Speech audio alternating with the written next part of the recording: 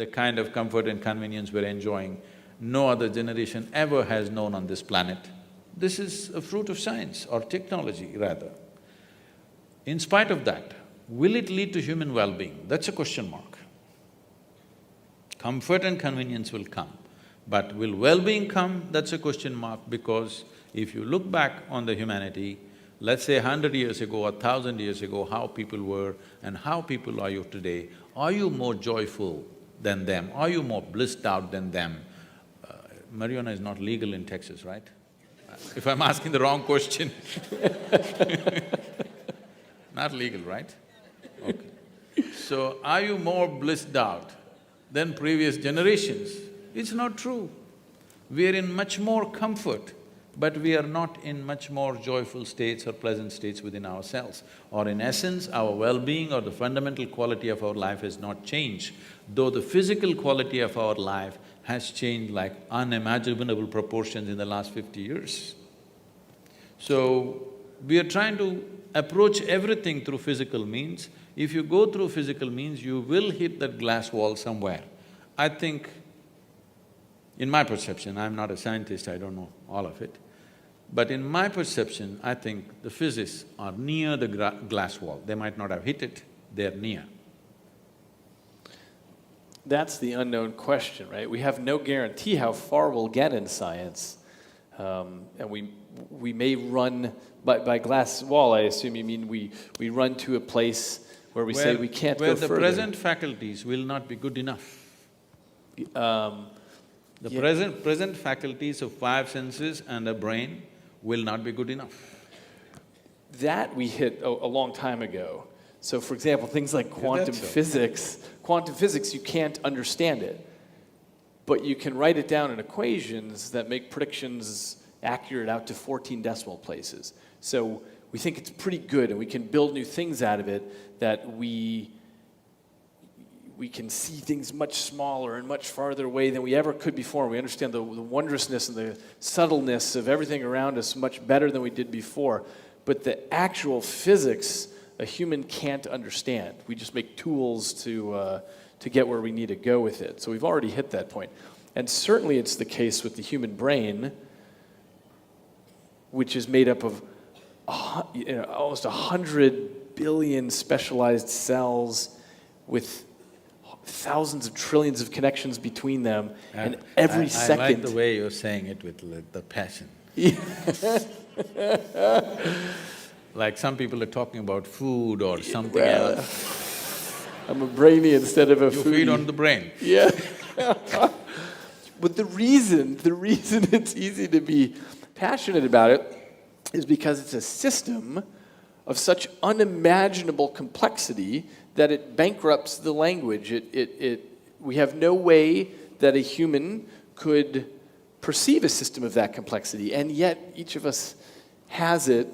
There's this 3-pound organ that we're carrying around, but we've already hit that point a long time ago in science where we realize we can make new strains of mathematics, we can make computer simulations, but we'll never get it. I'll never get the brain. All I can do is take the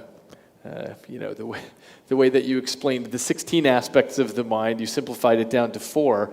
The best I can do is take the thousands of trillions of connections in the brain and make some cartoony model that my impoverished intellect can sort of get a sense of. They're building a simulator, brain simulator, Yeah. Andrew Markram is busy building this simulated brain. All that is fine. We are looking at the physical mechanics of what's happening. The complexity of what's happening is beyond the physical mechanics.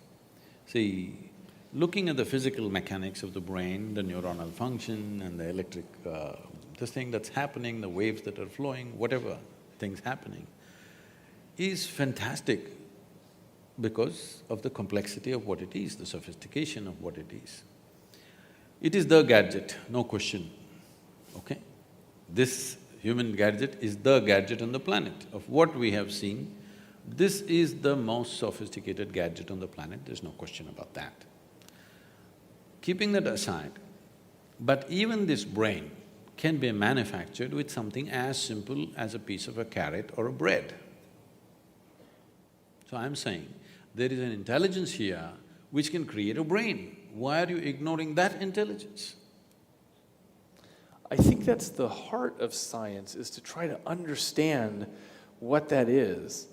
What I mean by that is, so we have different approaches in science to get there, but studying the genetic code and understanding how the heck with 27,000 genes can you unpack a human being?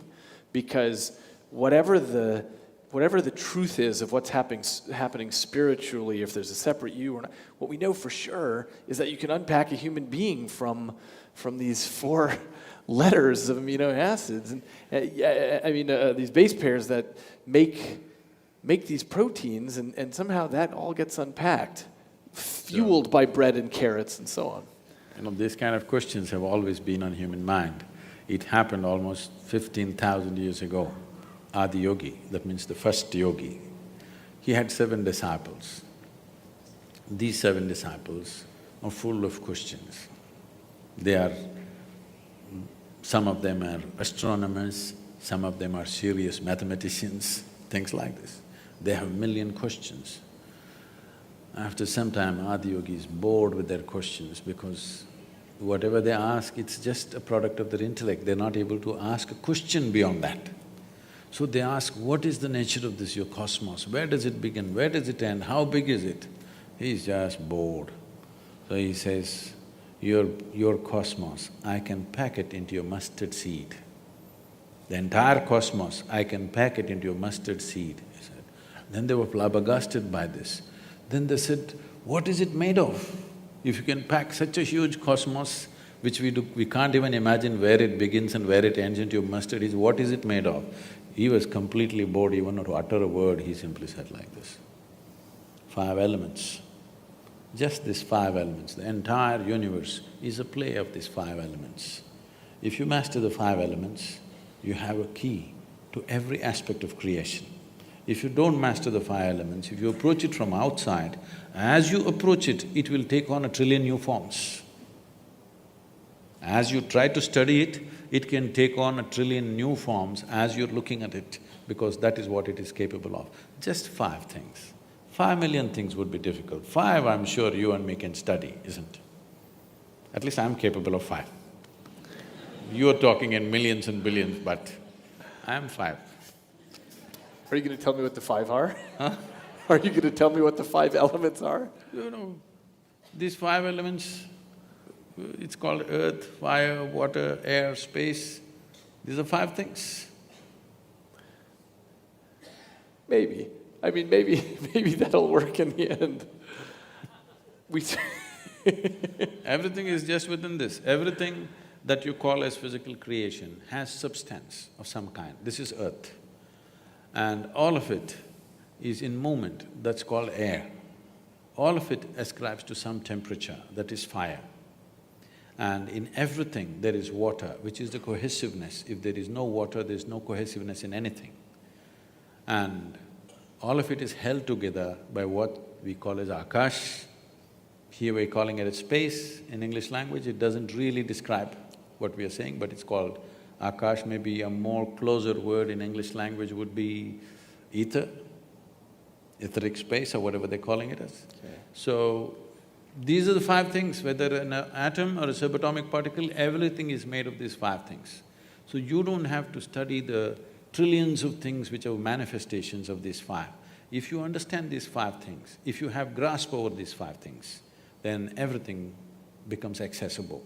So the fundamental, the most basic process, unfortunately, the word yoga conjures completely wrong images in America. The most fundamental aspect of yoga is called Bhuta Shuddhi. This means cleansing of the elements so that you can feel them separately in your own system. This very body is 72% water and 12% earth, 6% air, 4% fire, remaining is space. If you take charge of these things, what you need to know, everything that is life is here, because modern physicists are saying, as you sit here, every subatomic particle is in communication with the rest of the cosmos. If it is so, you just have to become alive to it. You just have to become receptive to it. Rather than going around the cosmos and studying, if you sit here, it's reverberating because The nature, I think there is some constructional theory, something coming up in California, I don't know, you must be acquainted with these things. I blurbed the book actually on the So back. fundamentally what they're saying is, whether it is the smallest thing or the biggest thing, everything, the fundamental design is same. It is only the complexity and sophistication which is improving. Between an amoeba and you, the fundamental design is same. It is much more complex and sophisticated, but essentially life-making design is same. So if it is so, the most fundamental materials which make this life and every other physical aspect of what we see in this creation, if we know the ingredients and how they happen, then you have a key to every aspect of life. But if you try to study the creation itself, as you study, they will multiply into billions and trillions. It seems it might depend what your goal is. So if you want to create a drug for cancer or build a helicopter, you need to do something with those 5 elements or break the world. So it's not about exploration, it's about utility.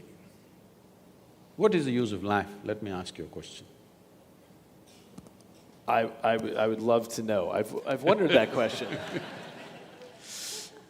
And I get it that science isn't getting me there. I mean, I've been in science my whole adult life, but I don't know. I get much more towards that question when I read literature, which was my first love before I went to science.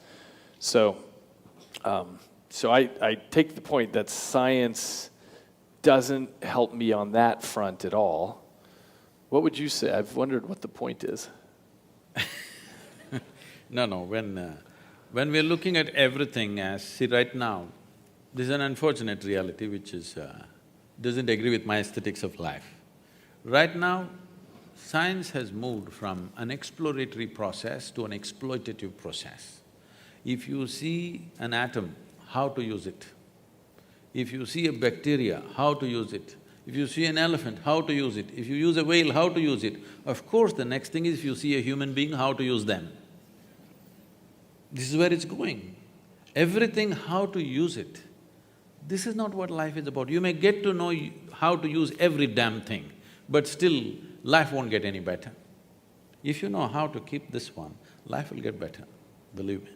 If you just know how to sit here blissed out, life will get better.